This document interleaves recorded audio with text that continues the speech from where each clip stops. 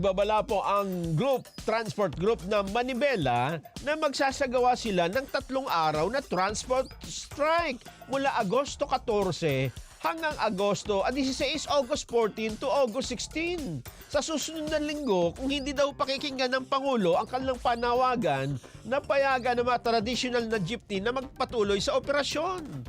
Hindi, mamaliho ang inyong Manibela.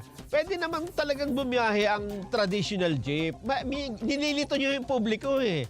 Pwede bumiyahe ang traditional jeep kung consolidated yung mga driver, di ba? May gumupo kayong consolidation.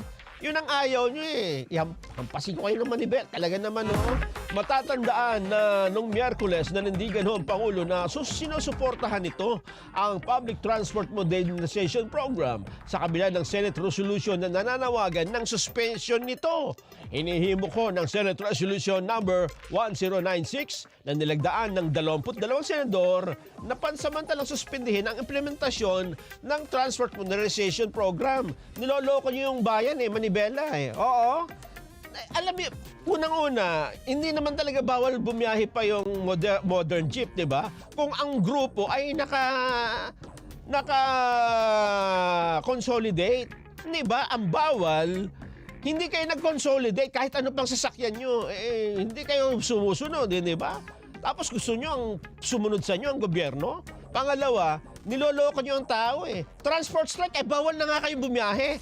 Talaga naman hampasin ko kayo ng gulong